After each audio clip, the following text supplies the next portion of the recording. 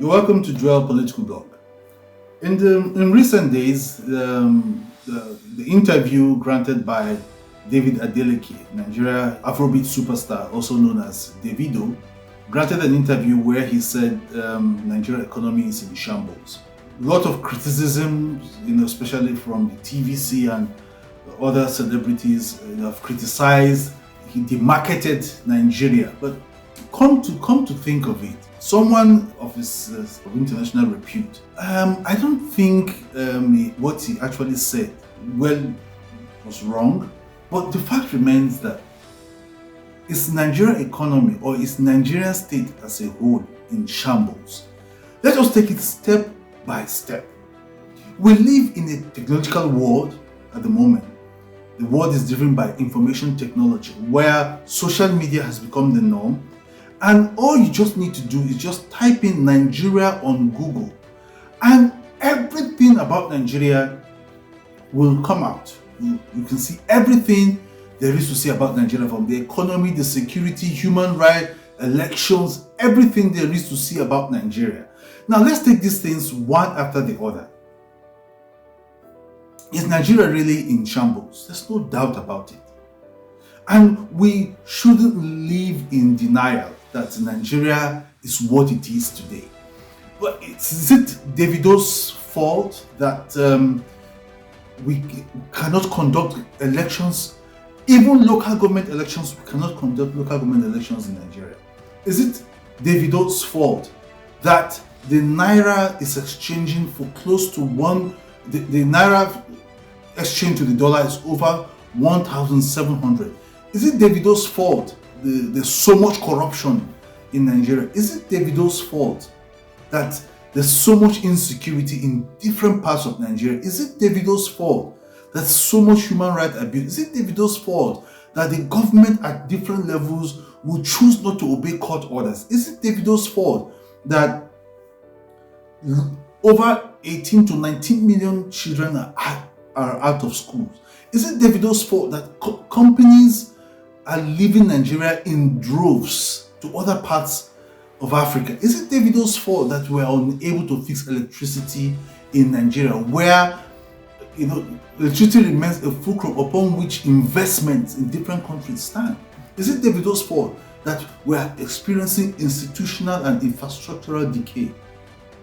I think before we cast aspirations, before we say people are demarketing Nigeria, some of the people who have criticized Davido were some of the people who campaigned for this current administration.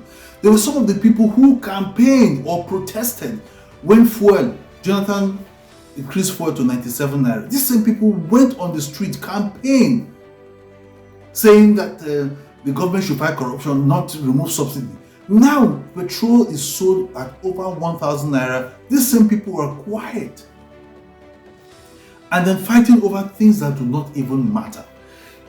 You won't believe that Nigeria has one of the highest number of internally displaced persons in Africa, aside Somalia.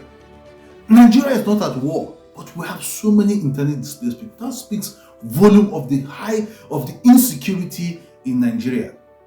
Even in Ukraine, that is currently at war with Russia, they do not even have the number of internally displaced persons that we have in Nigeria.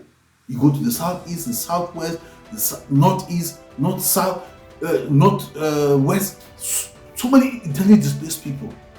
The Fulani herdsmen are killing people in Benue. Farmers can no longer go to farm in southern Kaduna. This is not the fault of Davido. This is a country that is on the brinks of collapse.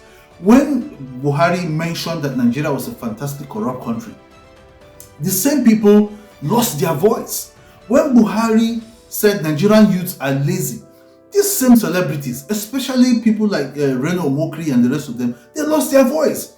When Reno Omokri was doing everything to malign the person of former President Muhammadu Buhari in London, he didn't see that as demarketing Nigeria. When maybe now, because he stands to benefit crumbs from the government, he's now saying it is not the right thing to do.